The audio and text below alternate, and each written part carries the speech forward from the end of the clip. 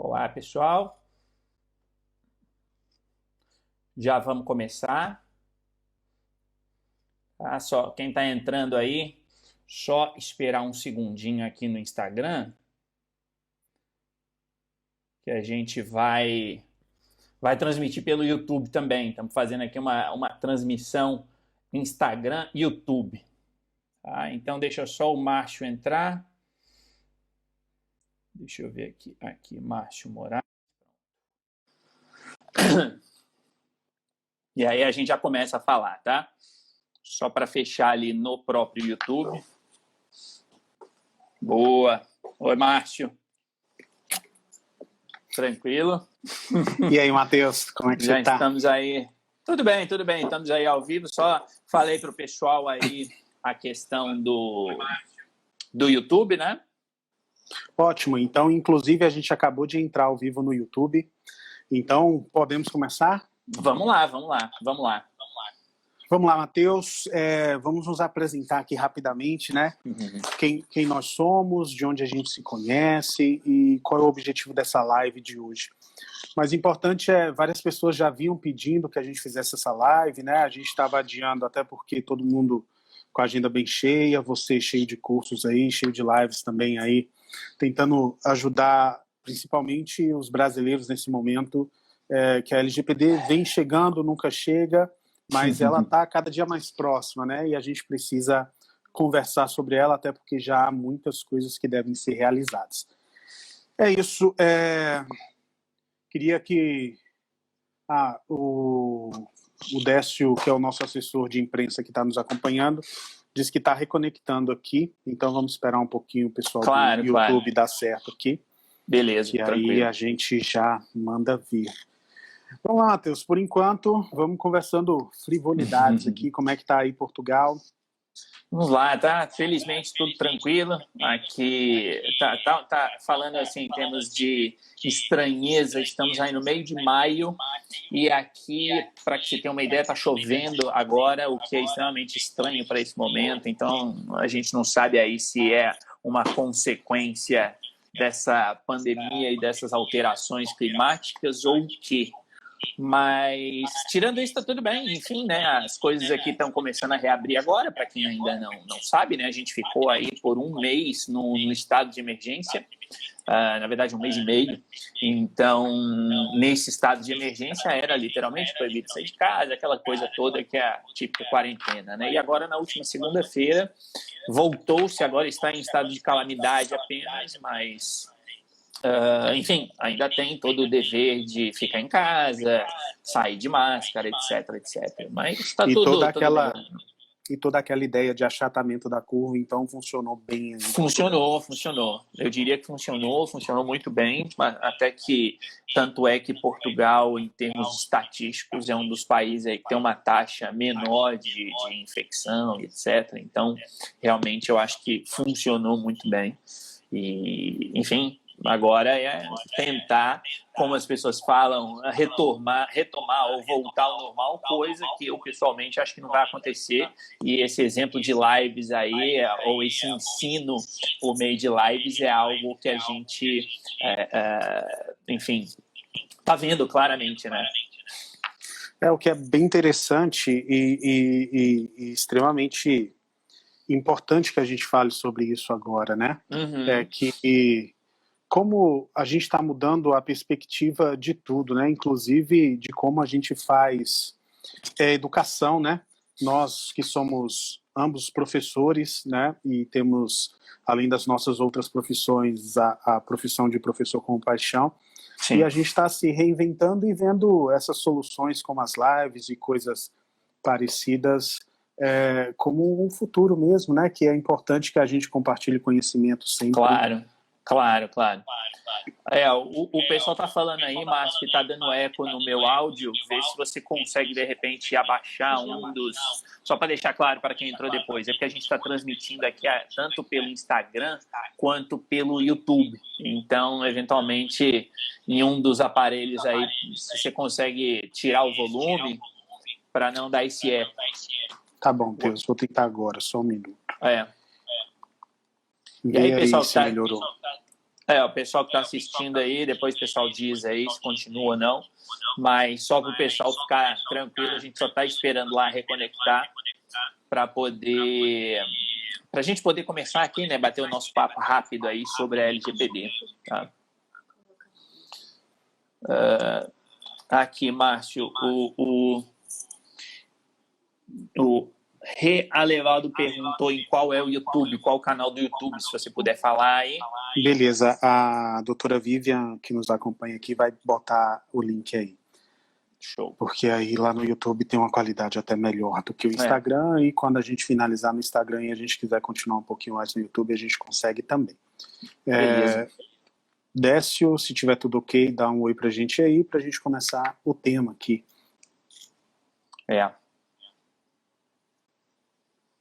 Eu vou... Vamos ver aí. Ainda agora é que eu tô ouvindo, até tô me ouvindo aqui agora. O problema é que eu teria que silenciar aqui, eu não sei se eu vou conseguir. Espera aí que eu acho que eu consigo aqui alguma coisa. Vê aí se melhorou agora. Vamos lá, agora o pessoal... acho que o pessoal que estiver vendo a gente aí, se puder confirmar, gente, eu já parei de me ouvir, então acho que está funcionando. Né?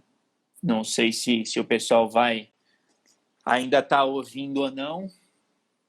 Eu acho que agora eu consegui cortar o som aqui. Não, beleza, então, vamos lá, Matheus. Vamos lá. Vamos começar. E ele disse que vai liberar agora.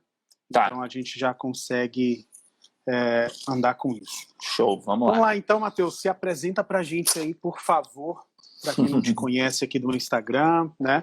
Claro. E em seguida eu me apresento também. Claro. Vamos lá, né? Para o pessoal que está aí assistindo ainda não me conhecer, o meu nome é Matheus, né? Matheus Silva, estou falando direto aqui de Lisboa, aqui em Portugal, onde eu vivo já há 5 anos e meio. E o Márcio, meu grande amigo aí, já há quase 10 anos, convidou para a gente bater um papo hoje sobre LGPD, né? Eu trabalho como DPO da L'Oréal, vamos falar aí para aqueles que eventualmente tiverem algumas dúvidas sobre o que é o DPO, a gente vai entrar um pouquinho no mérito disso também.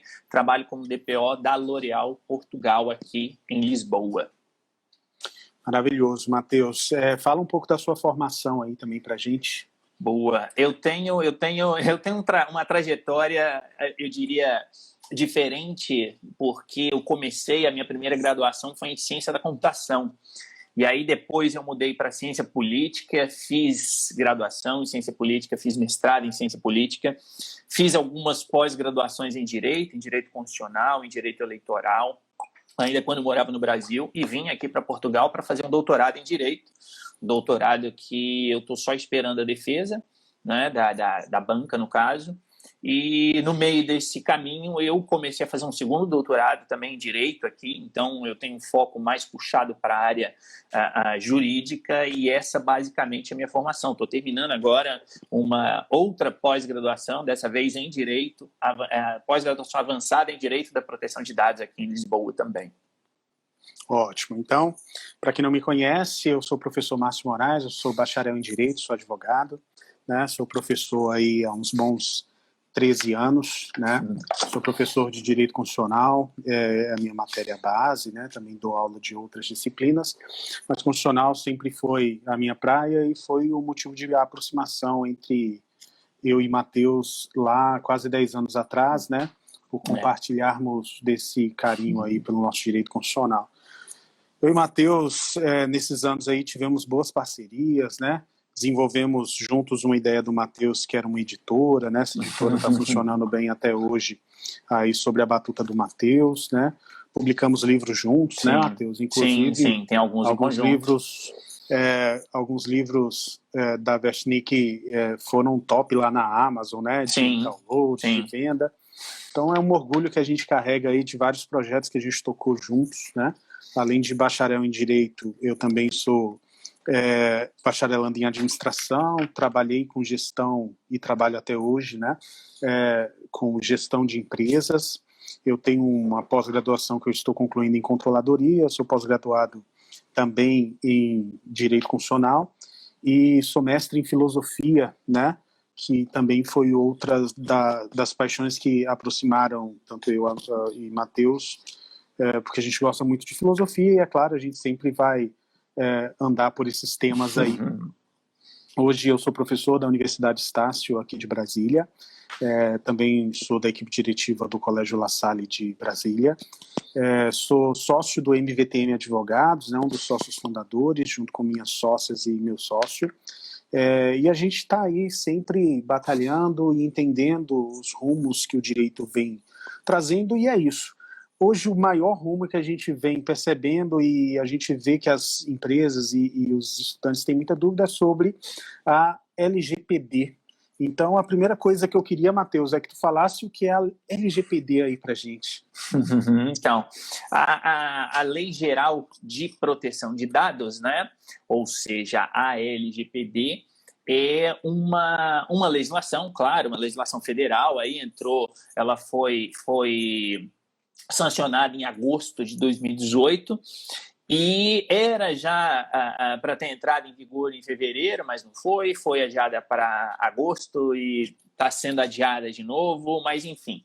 Em suma, é uma lei que visa a proteção de dados pessoais, né? Estabelecimento claro aí de questões relacionadas à proteção de dados pessoais dos titulares, né? Como é chamado a pessoa, né, o cidadão, digamos assim, ou seja, a legislação ela trata ou chama de titular de dado pessoal. Então, a ideia, na verdade, é proteger um direito fundamental, né? E isso eu acho que é fundamental, as pessoas precisam, e me perdoe aqui a redundância, né? Mas as pessoas precisam perceber que a proteção de dados, ela precisa ter como centro, como foco, o cidadão, né? Ou seja, a pessoa, a física, no caso, a pessoa natural, como até diz a lei. Então, é proteger os dados da pessoa, os dados pessoais, e, claro, né, permitir ou facilitar, ou até mesmo, de uma certa forma, diria eu, legalizar no bom sentido, não que seja ilegal, mas eu digo dar as bases legais para que as empresas possam tratar esses dados pessoais da melhor maneira possível, né? Perfeito. E eu acho que a gente aqui no Brasil, em especial, tem uma dificuldade em entender a necessidade de proteção de dados pessoais, né? A gente mora num país que causa espanto na comunidade internacional quando uma pessoa te pede o seu CPF, e aqui é extremamente comum, né? Claro. É como se um americano tivesse que saber o registro dele, eles ficam bem assustados com algumas práticas que a gente precisa cuidar. E, então, qual é essa necessidade? E fale para a gente aqui, qual é essa necessidade da gente proteger os nossos dados, né? O que uma pessoa pode, a partir dos nossos dados, e não só esses dados simples, como dados de documento, mas dados de consumo, dados de preferências, né? E por que essa necessidade de uma lei geral de proteção de dados? Vamos lá. Eu acho assim, eu posso passar dois exemplos bem simples. Um primeiro exemplo, eu diria que é um exemplo que talvez as pessoas tenham visto já, lá da questão daquele documentário da Netflix do Privacidade Hackeada. Né? Ou seja, ali claramente você tem uma demonstração de a que ponto se consegue chegar no âmbito ou quando se utilizam dados pessoais sem o devido controle. Né? Ou seja, você consegue alterar todo o rumo de um país simplesmente manipulando as pessoas. E o segundo exemplo que eu acho que também é muito claro é a gente olhar para uma empresa que eu diria aí que talvez 90% das pessoas que estejam nos assistindo devam utilizar no seu dia a dia. E não falo nem do dono aqui do Instagram, né? Quer dizer, o que está vindo à minha mente é o Google, né? Ou seja, quando a gente olha para a Google, é uma empresa que claramente se fundamenta em dados pessoais. Então, a partir do momento em que a gente tem essa profusão de dados pessoais, e eu sempre gosto de dizer, as pessoas acham, como você bem colocou, que o dado pessoal é meu nome, meu e-mail, é meu mesmo documento, ou padrões, etc., de consumo, mas, na verdade, qualquer coisa que o titular, né, que a pessoa produz de certa forma, óbvio, não estou falando em termos de trabalho nem nada, mas é um dado pessoal. Quer dizer, a partir do momento em que eu entro num site e clico aqui ou clico ali, por exemplo, esses cliques são dados pessoais. já que eles podem, em última instância, reverter ou identificar a pessoa. Então, a partir desse tipo de situação, a gente começa a perceber a importância desse tipo de dado pessoal. Repito, basta olhar para o faturamento da Google, ver quanto que a Google ganha.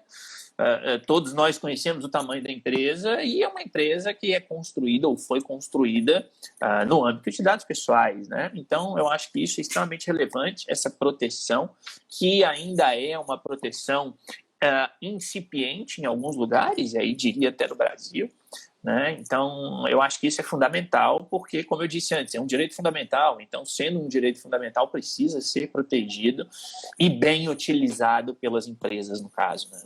Exato, né? E sempre eu me lembro da gente conversando ali em 2011, 2012, e a gente sempre teve um posicionamento divergente nesse ponto, até que você me fez entender a esperança, a necessidade de se cuidar de dados pessoais, né? Eu lembro que há muito tempo eu defendia que a partir do momento que você entra no Facebook, você aceita ali os termos e condições do serviço, que não tem problema, então o problema é seu, você entrou porque você quis. Só que as redes sociais, elas são hoje também um direito, né, de você se conectar com outras pessoas, então eu não posso simplesmente, para que os meus dados não sejam vazados, eu me enclausurar numa bolha fora das redes sociais. Eu preciso fazer com que essas empresas tenham responsabilidade a partir do momento que eu coloco meus dados ali, e dados, como a gente já disse, lato sensu, né? Dado algo muito maior do que esse dado que a gente conhece como CPF, RG. Claro. Né? Então, me diz aí quais são essas principais responsabilidades dessas empresas aqui no Brasil, na realidade brasileira, né? Uhum. Primeiro, quais empresas são sujeitas ao LGPD, né? Se é só a grande empresa, se é só aquela que manipula dados porque ela é uma rede social, ou todas as empresas manipulam dados, né? Um colégio, uma escola, uma faculdade. Claro. Fala pra gente aí a importância desse LGPD, da LGPD para o Brasil, e qual seria a responsabilidade das empresas a partir da validação dessa lei, do início da vigência dessa lei, né? Exato. Sim, sim. Então, você tem aí três questionamentos, né? Então, começando logo pelo primeiro, quer dizer, aqui, por exemplo, aqui no âmbito europeu, que a gente tem um regulamento europeu, então, esse regulamento europeu, ele deixa claro a situação em que você vai ou não vai, em que a legislação vai se aplicar e, na verdade, quer dizer, a legislação ela efetivamente vai se aplicar, como aqui, a respeito de toda e qualquer empresa, né? Ou seja, em princípio, e aí olhando para o caso brasileiro, especificamente para a lei brasileira é muito explícita, ela chama lá que é o agente de tratamento, né? Agente de tratamento pode ser tanto o controlador ou o operador, né? E aí, muito rapidamente, para quem estiver aí vendo a gente não souber, o controlador é aquela empresa que toma decisões do tipo, o que eu vou fazer com o dado pessoal do meu consumidor, do meu cliente? Eu vou fazer isso, vou fazer aquilo. Então, ela é o controlador. E o operador é a outra empresa, é o terceirizado, digamos assim, ou é aquela empresa que ela vai tratar os dados em nome do controlador. Né? Então, é claro que isso aqui é um resumo, é claro que tem aí mais nuances, mas trazendo aí para uma situação muito clara, né? Tem a empresa XPTO qualquer, ela quer criar um site e não vai ser ela que vai criar o site, por exemplo. E esse site vai ter um formulário de contato. Toda empresa, por óbvio, vai ter um campo para o formulário de contato. Então, a empresa XPTO que quer criar o site, ela é a controladora. A outra empresa, que é a agência ABC, que cria sites, ela é o operador nessa situação. E, no caso, a LGPD ela se aplica a toda e qualquer empresa, né? Ou seja, a partir do momento em que você tem a utilização de dados pessoais por controladores ou operadores, a eles se aplica a LGPD. E eu chamo só a atenção, muitas vezes as pessoas acabam por esquecer disso, que é o quê? Não apenas empresas estão sujeitas à LGPD, Pessoas físicas também, né? Ou seja, pessoas físicas também, porque eventualmente a pessoa pode trabalhar como autônomo, vamos colocar assim, ou por conta própria. Se ela estiver desenvolvendo alguma atividade que envolva dados pessoais, ela também estará sujeita à legislação. Existem algumas exceções, aí a legislação, na verdade, ela não vai se aplicar quando a gente tem para uso pessoal, por exemplo. Aí é outra situação. Mas a partir do momento em que você tem essa situação de um uso econômico, eu não gosto de vincular isso, porque muitas vezes as pessoas acham que é só quando o dado é econômico, que não é verdade também, mas vou me focar nisso aqui. Então, você tem aí essa situação em que a lei vai estar sendo aplicada. Esse é o primeiro ponto. Nesse sentido, então, a gente entra no âmbito da importância, quer dizer, e aí eu acho que a experiência europeia é muito clara. Ainda hoje, antes aqui do nosso bate-papo, eu participei aí de uma aula online, e na aula online foi colocado o seguinte dado, agora de 2020, que as empresas que investem em privacidade, e eu chamo a atenção para o verbo, que é investimento, não é gasto. Quer dizer, não é porque eu tenho de cumprir a lei, né? Mas sim é um investimento, ou seja, uma mais-valia, algo a mais que essa empresa vai ter em relação ao seu concorrente. Então, essa empresa, e aqui como essa informação é pública, é a Cisco, que é uma das grandes empresas aí de tecnologia e de webinars, etc., né? Ou seja, telecomunicações de maneira geral, digamos assim. Então, tem um relatório deles agora de 2020 dizendo que as empresas que investem em privacidade e proteção de dados recebem um retorno de 3,3 em relação ao que ela investiu. Ou seja, se a empresa investe aí R$1.000 em privacidade, a cada R$1.000 ela recebe 3.300 de volta. Eu lembro de um estudo, só te interrompendo rapidamente, claro. do Fluminense e da Unimed. Lá houve uma discussão ali em 2005, 2007, dos sócios da Unimed que se incomodavam com o investimento que ela fazia no Fluminense, e ela conseguia provar que a cada R$1 investido ela conseguia 7 de volta, né? Então é muito disso. Pois então, é a mesma coisa, é a mesma situação. Então, eu acho que as empresas precisam ver isso e elas precisam perceber, e tem muita empresa que me parece que ainda não percebeu, que isso é um caminho sem volta. Né? Quando eu digo caminho sem volta, não é no sentido de ser uma imposição, não é no sentido de ser assim aquela chateação, aquela pedra no sapato.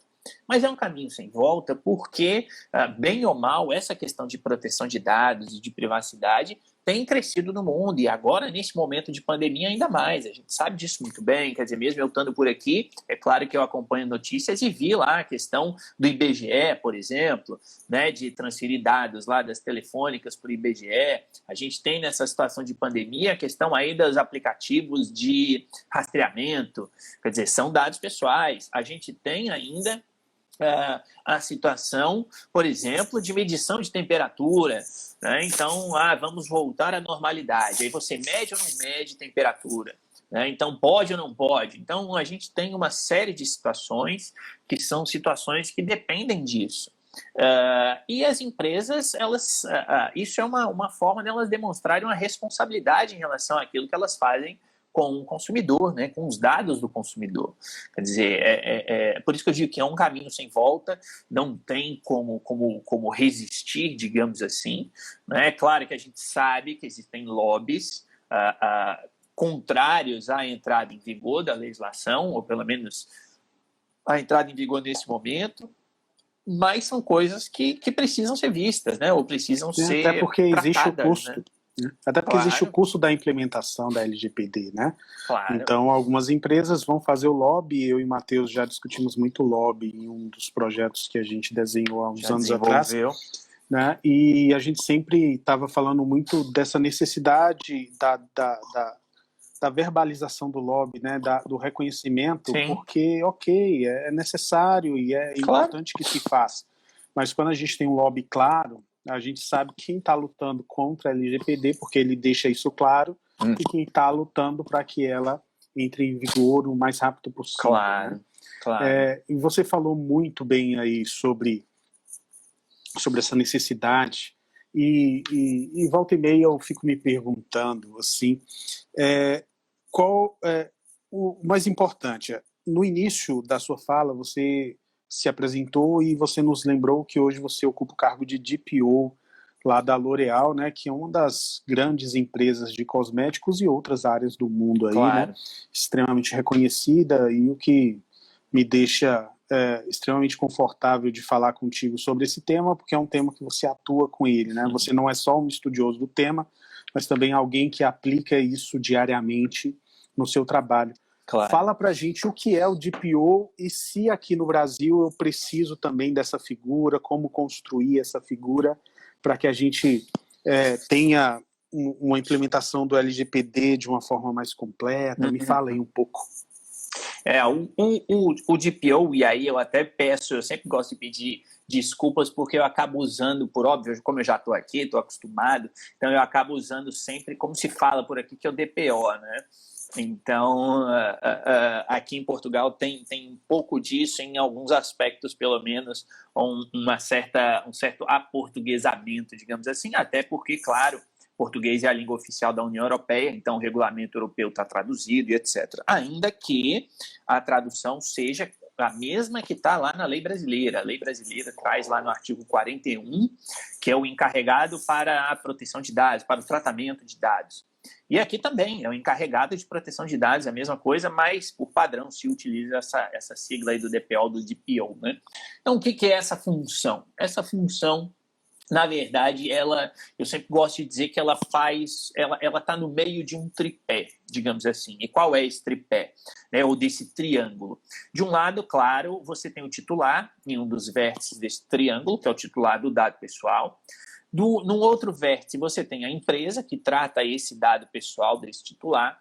E o terceiro vértice do triângulo é quem? É a autoridade de controle, como diz aqui em Portugal, né? Ou seja, no caso do Brasil, está lá na LGPD, é a Autoridade Nacional de Proteção de Dados, que basicamente é o órgão que vai fiscalizar, que vai conscientizar, que vai desenvolver toda a atividade não é gerenciamento, né? Mas é de, enfim, verificação para saber se as empresas efetivamente estão cumprindo a legislação. Então, na verdade, o que o DPO faz? Ele fica no meio desses três, né? No meio desses três, por quê? Porque o titular tem alguma coisa para reclamar junto à empresa, por exemplo, geralmente vai ser o DPO que vai responder para o titular. O DPO ele é responsável perante a empresa no sentido de que ele deve verificar, ou ele deve não verificar, mas ele deve muito mais sugerir o que a empresa deve fazer para que a empresa possa cumprir com a legislação de proteção de dados, ou estar de acordo com a legislação de proteção de dados. E também, é claro, ele ou ela, né, o DPO, ele vai ter contato com a autoridade de controle, né, a autoridade supervisora. Quer dizer, quando der um problema, a autoridade vai conversar com o DPO, mas não é só isso. Quer dizer, o DPO, se ele tem dúvidas sobre alguma coisa, ele deve se dirigir à autoridade de controle, porque uma das funções da autoridade é a de conscientizar e de dar esclarecimentos. Então, o DPO faz é uma espécie aí de fiscal interno, entre aspas, fiscal das empresas. Na verdade, não é fiscal no seu sentido negativo, mas eu diria que é um fiscal no sentido positivo. E qual é o sentido positivo? De dizer para a empresa, olha, faça isso ou faça aquilo, para que você, empresa, continue a se desenvolver da melhor maneira possível, né? Exato. Então, só para fechar, no caso do Brasil, desculpa. Sim, era só para fechar. Aqui na União Europeia não são todas as empresas, existem exceções. E no caso brasileiro, por enquanto, todas as empresas, eu diria, né? Todos aqueles que têm um CNPJ precisam ter um DPO. Inclusive, o MEI. Vamos pensar aí no MEI. Vai ter de indicar do jeito que a legislação está agora. É claro que a gente espera aí mudanças por parte da autoridade nacional, no sentido de fazer recomendações ou indicações, como ocorre por aqui, né? Mas, pelo menos por enquanto, todas as empresas precisam aí ter essa figura no caso. Maravilhoso. E o DPO, então, eu consigo compreender claramente a necessidade dele para a empresa como uma espécie de controller, né? Uhum. Ele vai distribuir aí suas funções entre esses três pilares aí do controle de dados. Uma dúvida que eu sempre tive antes de me debruçar sobre o tema, antes de assistir algumas de suas aulas, né, e conversar muito contigo, quais seriam os pontos necessários para uma empresa se adequar hoje ao LGPD? Ou seja, eu, Márcio, tenho uma empresa vamos botar um exemplo de um pequeno empresário. Eu tenho uma loja de manutenção de celulares na Feira dos Importados de Brasília. E é claro que eu vou gerar dados ali, porque eu vou fazer nota fiscal, eu vou guardar o celular do cara para entregar no outro dia, então eu vou saber qual é o aparelho do cara, vai ter alguns dados dentro daquele celular que não podem vazar dali, né? Eu também me responsabilizo quando recebo esse celular. Para que essa empresa, esse microempreendedor, porque eu acho que quando a gente fala do pequeno, fica muito claro o grande, né? Sim. O que ele precisaria fazer para se adequar à LGPD brasileira para quando? No dia... Tá para agora janeiro de 2021, é isso? Não, 3 de maio. Em princípio, 3 de maio. 3 de maio de 2021. Então, 3 de maio de 2021, ele esteja apto a trabalhar dentro da LGPD. Eu vou, Márcio, só fazer um pequeno parênteses, muito rápido aqui. Eu vi aqui, eu bati o olho antes de responder a sua pergunta, o Bruno perguntou sobre a questão de certificações para o DPO, né? Então, bem rapidinho aqui, Bruno, e demais, claro, as certificações, elas são algo a mais, mas elas não são obrigatórias, né? Nem na lei aqui, no regulamento europeu, nem na lei brasileira, exige certificação. Então, a pessoa que vai desempenhar essa função não precisa ter uma certificação, como as que a gente vê aí no mercado, tem várias, né? Ainda que especificamente eu sempre falo aí das certificações da EXIM, da IAPP e a de Maastricht, mas não é obrigatório, a gente pode aí depois aprofundar um pouquinho mais. Agora, indo para a sua pergunta, e eu acho que ela é extremamente relevante para que a gente veja ali o dia a dia da pessoa, como você falou, do pequeno, porque o grande vai saber se virar, né? O grande vai ter todo um aparato por trás para poder resolver isso. Mas o que a pequena empresa vai ter de fazer? Então, eu acho assim, a primeira coisa é não se desesperar. Não se desesperar por quê? Porque tem muitas pessoas que dizem assim, nossa, porque a lei vai entrar em vigor, e a gente tem aí um imbróglio no momento que a lei pode, inclusive, entrar em vigor em agosto, agora, 16 de agosto, ou ela pode entrar em vigor em 1º de janeiro, ou ela vai, oficialmente, para 3 de maio, mas dependendo da tramitação da medida provisória e do projeto de lei, pode acontecer qualquer coisa, pode vir a entrar depois, não importa. O que importa é que essa legislação vai entrar em vigor em algum momento, e eu diria que a primeira coisa é não se desesperar. Por que não se desesperar? E aí eu volto. Porque tem gente dizendo assim, no dia que a lei entrar em vigor, quem não tiver 100% de acordo vai tomar lá a multa de 50 milhões de reais. Gente, isso não vai acontecer. Isso não vai acontecer, tá? Não, porque a ANPD, que é a autoridade nacional, para ela poder emitir as multas, ela vai ter de ter todo um processo anterior de regulamentar aquilo que a lei deixa vago. Acabei de falar aí do DPO. A lei diz que todas as empresas precisam ter DPO, porém, lá no próprio artigo 41, em um dos parágrafos ou incisos, não lembro agora, mas está lá, a ANPD poderá regular casos excepcionais a essa regra. Portanto, ela vai regular isso. Então, esse é o primeiro ponto. Agora, o não se desesperar não quer dizer que vai ficar parado esperando o negócio chegar. Então, eu acho que a primeira coisa que a empresa, e aqui olhando para a pequena empresa, como você falou, né, um comércio ali de uma feira, alguma coisa que, supondo-se e mantendo-se a interpretação atual de que também esse tipo de comércio trata e não vai ser liberado pela ANPD de nada, a primeira coisa é compreender qual é o fluxo, quais são os fluxos de dados ali dentro. Ou seja, como você falou, a pessoa chega lá, eu quero consertar o meu celular. Ótimo. Então, ali, a empresa, né, o feirante, vamos colocar, aquela pessoa que tem lá o seu stand ou o que for, ele tem de pensar, bom, primeiro, quais são os dados que eu vou pedir dessa pessoa? Ou seja, hoje vamos imaginar, e aqui eu estou fazendo um exercício hipotético, que essa pessoa recebe o celular e aí ela pega ali o nome, ela pega, sei lá, o endereço, ela pega o telefone, ela pega o e-mail, ela pega o CPF da pessoa. Vamos imaginar esses 5 dados pessoais. Além, claro, do próprio aparelho com todas as informações, mas isso é uma outra história. Então ela vai ter de pensar, eu estou pegando esses dados esses dados vão para onde? Onde que eu armazeno esses dados? Eu armazeno lá no meu caderninho de notas, eu armazeno na planilha do Excel, eu tenho ali algum sistema em que eu gerencio isso. Então, é fazer aquilo que é chamado de mapeamento de dados pessoais dentro da organização, dentro da empresa. É claro, eu sempre falo organização, porque a gente está falando de empresa grande, mas qualquer empresa precisa fazer isso. Né? Então, ela precisa pensar nesse tipo de dado. Depois, ela vai emitir uma nota fiscal. Então, para emitir a nota fiscal, ela vai precisar de alguns dados.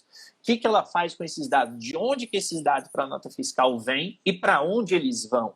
Quer dizer, ela emite a nota fiscal e depois envia isso para a Secretaria da Fazenda, né? Ou ela armazena isso, por quanto tempo ela armazena. Então, eu acho que essa questão do mapeamento é a primeira coisa que toda e qualquer empresa vai ter de fazer, seja pequena, média, grande, vai ter de entender, compreender de onde o dado vem, onde ele fica, se é que fica, e para onde que ele vai.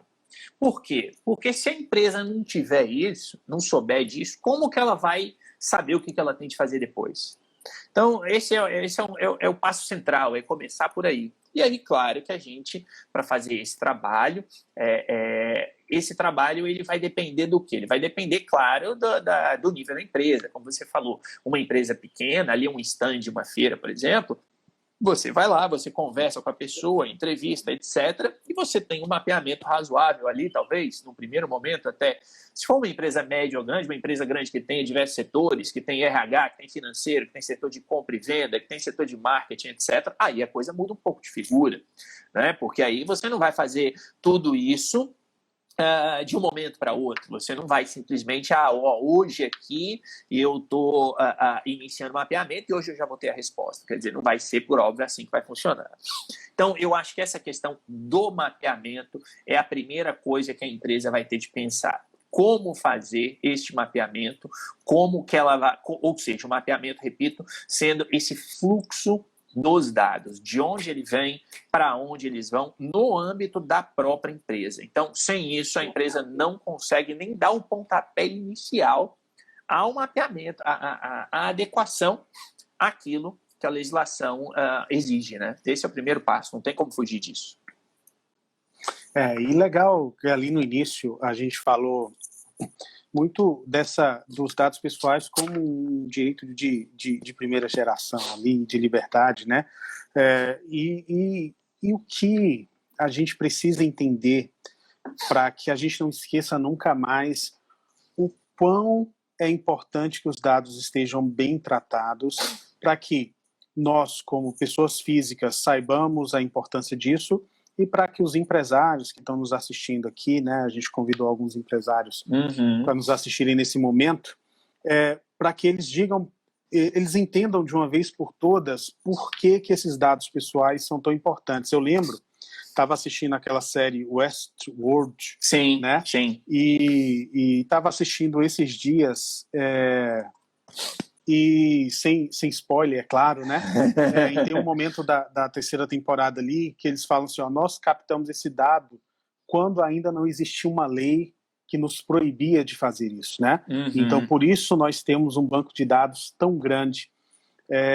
Então é isso, fala pra gente aí por que é tão importante que essa lei entre em vigor no Brasil, como já vem entrando em grandes partes do mundo, em especial a União Europeia, foi uma das primeiras a dar esse start aí, né? E está trabalhando duro, inclusive com multas astronômicas para quem vaza dados pessoais, né? E então diz para a gente a importância como um direito fundamental e para que quem está nos assistindo agora, quem vai estar nos assistindo no YouTube, o canal se reestabeleceu lá, e para quem vai assistir depois, aí, que a gente vai deixar gravado aí nas nossas redes sociais, por que é tão importante a gente cuidar bem dos nossos dados pessoais? Eu vou responder e vou aproveitar aqui a pergunta do Realevaldo. Eu não sei, né? Peço desculpas aí pelo nome, porque tá só assim, que ele falou da clínica odontológica, né? E aí ele faz algumas perguntas um pouco mais específicas que eu vou tentar aqui colocar junto na questão. Mas veja bem, imagine aí essa clínica odontológica. Quer dizer, a gente está tratando ali de um dado de saúde. né? Ou seja, são dados de saúde por óbvio, porque a pessoa vai lá no dentista e, claro, aquilo ali, logicamente, é um dado de saúde. E aí, o que você tem nesse dado de saúde, né? Ou seja, você, eventualmente, o dentista, talvez ali para fazer uma cirurgia, ele vai querer saber qual é o seu tipo sanguíneo. Vamos imaginar aí, para depender, ter reação, não ter reação, vai ter isso, vai ter aquilo. Ora, isso pode gerar uma discriminação, né? Ou seja, eu vou dar um exemplo aqui, pegando aí essa questão que foi colocada da clínica odontológica. Vamos imaginar aí uma questão muito boba, que a pessoa vai lá no dentista e ela não tem 1 ou 2 ou 3 dentes na boca, que seja, e ela quer ali, enfim, né, colocar um implante, alguma coisa assim.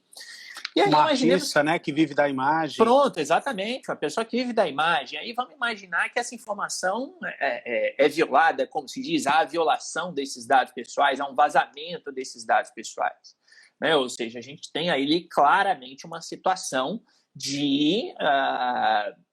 como é que a gente pode colocar uma situação de discriminação. A gente tem claramente ali a invasão da vida privada da pessoa, né? Ou vamos pensar num outro exemplo, e é que eu não entro no mérito da moralidade, tá? Mas imagine se as conversas de WhatsApp de alguém são vazadas para a internet, dependendo do que a pessoa... E eu não estou entrando nem no mérito daquelas pessoas que usam o WhatsApp como negócio, para passar informações de negócio, né? O que não deve ser feito, porque o WhatsApp não é seguro de maneira alguma para esse tipo de coisa.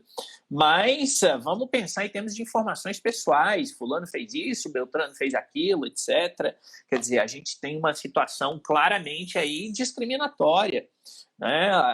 Então, a gente sabe disso. O Brasil tem uma história razoavelmente recente de divulgação de mensagens para lá e para cá. E em decorrência disso você tem aí uma série de discriminações. Claro que quando a gente traz isso para o dia a dia da pessoa, a gente tem uma infração clara aí ao direito fundamental. E aí a pessoa que está nos ouvindo vai falar, mas é claro, a saúde gera discriminação, mas e se vazar só o e-mail da pessoa? Isso não dá problema nenhum, né? O máximo que a pessoa vai ter ali é uma simples invasão da sua privacidade, porque ela vai receber um e-mail na sua caixa postal que ela não quer receber, ela vai lá, marca como spam e está resolvido, né? Errado. Errado por quê? Errado primeiro porque ela está tendo a infração do seu direito fundamental, já começa daí. E em segundo lugar, se a gente for pensar em termos práticos, vamos imaginar que esse e-mail é utilizado como login para o banco dela, por exemplo, né? Ou talvez não banco, mas enfim... Eu vou usar o exemplo do banco aqui, mas aí quem estiver assistindo a gente faz a devida analogia. Quer dizer, com isso, o agente malicioso, digamos assim, ele pode pegar esse dado pessoal e, por meio de um ataque de força bruta, tentar descobrir a senha da pessoa. E a gente sabe que a maioria das pessoas não tem senhas complexas. Quer dizer, eu pergunto aí para quem estiver assistindo a gente, quem cria senhas completamente aleatórias com pelo menos 12 caracteres? Né? Ou seja, que o tamanho seja 12. Então, você tem uma infração clara, né? Um negócio que eu vi de um experimento, só para complementar, um influenciador, né, que está na moda aí, ele fez uma pergunta no Twitter bem assim, qual é o nome do seu animal de estimação? Daí, assim, tipo, 20 mil pessoas responderam. Aí ele pegou e falou assim, agora... vocês têm o dado de 20 mil pessoas para recuperar a senha, né? Porque, exato. Às vezes, sempre a recuperação de senha, qual o seu animal? Estimação, qual foi a sua primeira professora? Coisas que quem está mal intencionado consegue facilmente recuperar isso. Né? Claro, claro. Eu vi aqui, entrou aí na live o nosso querido amigo Flávio Lousada. Então, já mandou uns abraços, manda aí abraços também para o meu querido Flávio Lousada. Tenho a certeza de que a senha do Lousada vai ser o nome dos gatos dele, que é o Brad e o Pete, né? Então, você tem esse tipo de situação, quer dizer, a gente tem, um tempo atrás, aí a gente viu nas redes sociais, por exemplo, e vejam como isso é interessante, aquela coisa de compare como você era 10 anos atrás. Né? Exato. Então, um monte de gente foi lá e colocou foto. Poxa, muito legal, muito bonito e tal, você ri dos outros, etc. Só que por que aquilo, ou para que aquilo pode ser utilizado? Quer dizer, aquilo ali é uma mina de ouro para reconhecimento facial, para treinamento de inteligência artificial e reconhecimento facial. O próprio Google Fotos, que quando Exato. você abre, ele fala, essa pessoa é essa pessoa é essa. Eu sei que eu estou ajudando uma inteligência artificial a ficar melhor e me entender melhor. Por isso que eu quero que aquela inteligência realmente reconheça as minhas fotos e catalogue elas de uma forma mais fácil de eu encontrar. Mas eu preciso que essa empresa cuide desses dados, claro, né? Aquilo é para mim e não para a sociedade. A gente teve um caso emblemático, um representante do governo botou o teste de Covid dele lá com CPF, nome, e uma série de pessoas fizeram piadas, cadastraram ele, contrataram serviço de TV a cabo, ok, como piada, né? Foi engraçado. Mas quem é mal intencionado com aquele tipo de dado que a pessoa deu de bom grado, nem percebeu o tanto que aquilo é grave. Né? E é por isso que a gente precisa entender, e o empresário, a pessoa que perguntou aí do consultório de dentista, ele também perguntava assim, né, em quanto tempo eu preciso guardar esses dados, né? A gente tem leis específicas para manutenção de dados, né? Quanto tempo tem que ser guardado e tal. Mas a LGPD diz respeito não só ao tempo que tem que ser guardado, mas durante o tempo que ele tem que ser guardado, ele precisa ser protegido, né? Ele precisa estar blindado para que aqueles dados não sejam utilizados por outras pessoas que não ele. Sem dúvida. Exato, e ele pode vir a responder por isso, né? Volta e meia tem alguns sites que falam assim, coloque seu e-mail aqui e verifique se sua senha já vazou em algum momento. Sim. Né? E isso é importante porque várias... Aqui no... Aí, voltou, boa. Ligaram aqui. Zipmail, essas coisas antigas aí que ninguém tinha cuidado, ok, tinham muitos dados, né? E em algum momento vazou. Então, como o Lousada bem lembrou aí que a senha dele é 1, 2, 3, 4, 5, 6, desde o primeiro e-mail dele, que era cabeludão@bol.com.br, né? E então, assim, é necessário que a gente também tenha esse hábito de trocar senhas, de melhorar senhas, de usar senhas alfanuméricas mais complexas possíveis, né? E evitemos também fazer alusões com coisas que a gente usa sempre, né? Cachorro bonitinho, 1, 2, 3, né? A pessoa sabe que você adora cachorro.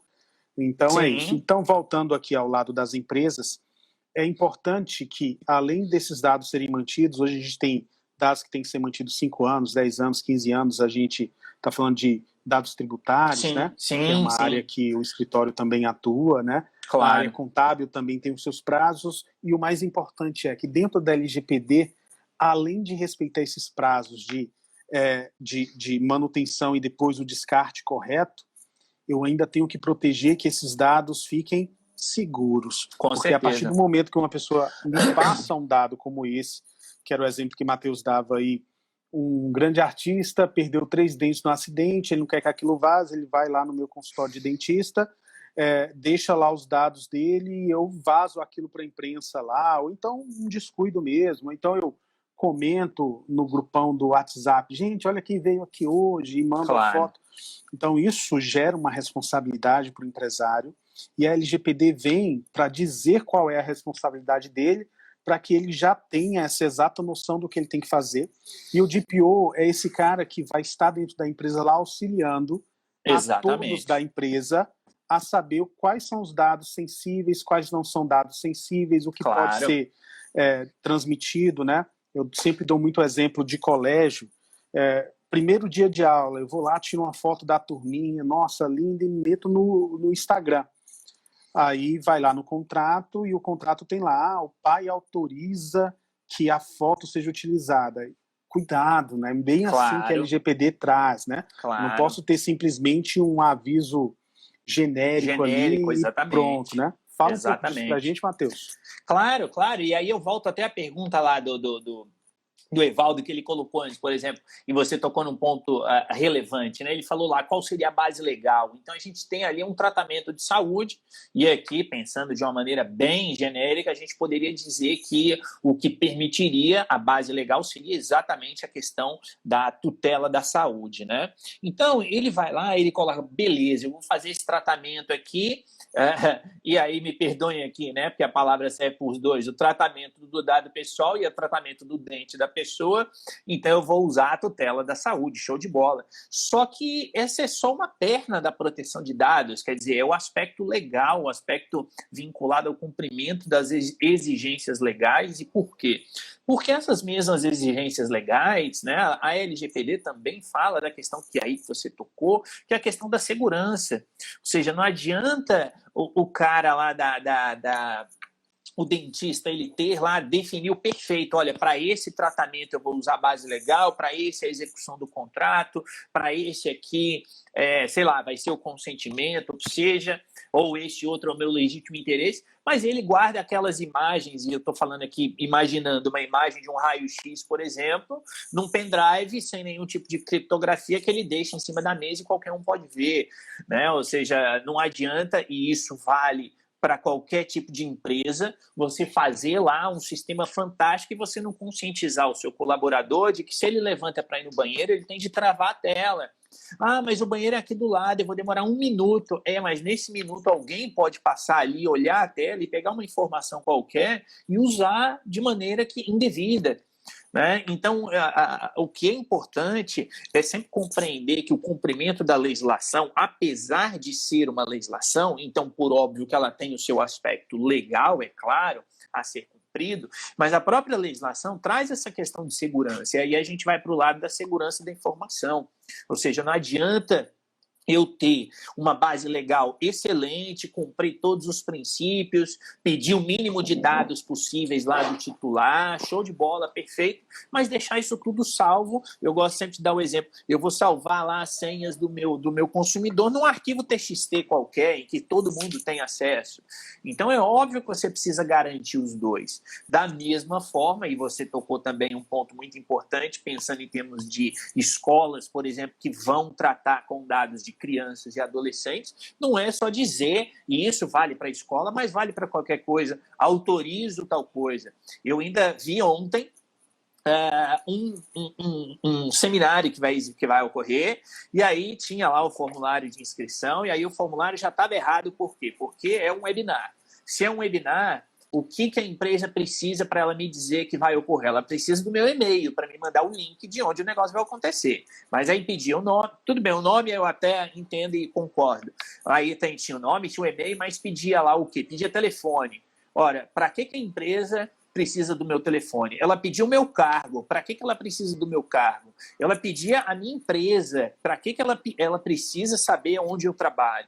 E aí tinha um último campo assim, autorizo a receber mais informações. Ok, tá certo o texto. Só que qual é o problema? O problema é que para eu me cadastrar no evento eu tinha de aceitar aquilo dali. Portanto, quem bate o olho vê, poxa, olha, tem o consentimento, a empresa está pedindo lá a autorização para enviar a informação depois. Só que na prática não é assim, porque se é obrigatório, o meu consentimento não é livre. Né? Então não adianta você ter toda uma estrutura de um lado sem ter a outra. Por isso que a questão da proteção de dados ela não é só uma questão jurídica, as empresas precisam ter em mente de que elas precisam ter uma questão técnica e precisam ter em mente de que elas precisam conhecer a si próprias muito bem. Ou seja, elas precisam conhecer os processos internos delas mesmas, né? Senão não vai funcionar. É isso. Matheus, papo bom é complicado, né? Faltam mais ou menos 7 minutos aí para a nossa live finalizar aqui no Instagram. A gente pode continuar, caso queiram, lá no YouTube mais uns 10, 20 minutinhos. Mas a gente precisa começar a ligar o trem de pouso aqui para que a gente não finalize a live sem uma despedida correta aqui das pessoas que estão acompanhando a gente. Então, antes de mais nada, queria agradecer ao nosso assessor de imprensa, que está cuidando aqui o tempo todo de nós, o Décio.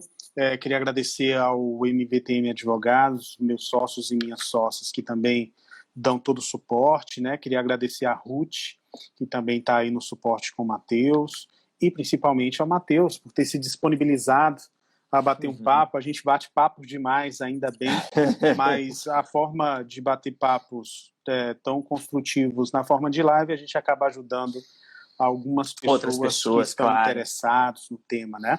Então, Matheus, queria muito, muito, muito agradecer, né? Faremos outras sobre outros temas, sempre é útil que a gente faça. Lembrando que essa gravação também está lá no nosso canal do escritório, do MVTM Advogados, no YouTube. Vai estar também no canal do professor Matheus, né? Canal bem grande aí. E é isso, pede aí. Nada, eu que tenho de agradecer. Eu acho que esses bate-papos sempre são interessantes. A gente, como você falou no início, a gente se conheceu em um ambiente um pouco mais acadêmico até certo ponto, mas agora eu estou aí um pouco mais na prática, e não que eu tenha abandonado o acadêmico, claro que não, né? Você sabe disso muito bem. Continuo dou aula na Faculdade de Direito aqui da Universidade Nova de Lisboa. Então, juntar essa parte acadêmica e prática também é bastante interessante, especialmente em relação a esse tema, né? Ou seja, um tema que eu já venho estudando aí há uns 3 anos e meio, mais ou menos, 3 anos e meio, tenho me interessado e acho que é um tema, como eu disse antes, que não tem volta. Enfim, e me coloco, claro, à disposição, né? Como você falou, conversar com você, a gente sabe disso muito bem. A gente fica horas e horas conversando, né? Então, é isso. Quero só também terminar aqui dizendo, não sei, algumas pessoas talvez tenham visto, né, que eu tenho, vou fazer aí do dia 25 a 29 de maio, uma maratona de proteção de dados. Tem aí o link aqui no meu perfil. Estou fazendo nessa semana, porque no dia 25 de maio o regulamento europeu vai fazer 2 anos, digamos assim, né? Entrou em vigor dia 25 de maio de 2018. Então, convidar o pessoal aí que ainda não se inscreveu a se inscrever. Tá? E me coloco de novo à disposição, né? Ou seja, para a gente fazer mais bate-papos como esse, que são bastante instrutivos para quem está nos assistindo e bastante divertidos para nós dois que estamos aqui, né? Exato. E só relembrando uma das perguntas lá do início da live, sobre a necessidade de certificações, o Matheus é um grande exemplo de que o estudo acadêmico pode te levar para o mercado, né? O Matheus, há 3 anos e meio, voltou a se interessar por a parte de tecnologia e pelas leis de proteção de dados, e hoje é o DPO da L'Oréal. Ou seja, há muita gente que faz o caminho reverso, que vem do mercado para o mundo acadêmico, né? E também do acadêmico para o mercado, né? E isso é importante, que a gente continue estudando. É sim importante ter as certificações, por mais que não seja obrigatório. Claro. E o Matheus tem um bom trabalho aí de formação para para retirar essas certificações, então eu sempre recomendo, né? Inclusive o Matheus tem alguns produtos direcionados para escritórios de advocacia, sim, que é cursos de formação mesmo, né? Então sempre entre em contato aí pelas redes sociais, né? Exatamente. Exato. E é isso, Teus. Obrigado por tudo. É maravilhoso. A gente vai encerrar aqui no Instagram. A gente ainda vai se despedir direitinho aqui do pessoal do YouTube. Obrigado por todos. Nós chegamos a ter mais de 150 pessoas diferentes aí durante a nossa live, né? Uma live bem legal. Muita gente. O finalzinho ali teve gente perguntando se a L'Oréal vai fornecer descontos nos produtos. Né? E é isso, gente. Abraço a todos vocês. E fiquem bem, né? Pessoal. Claro. Tchau, tchau. Bem aí. Um abração. Tchau, tchau.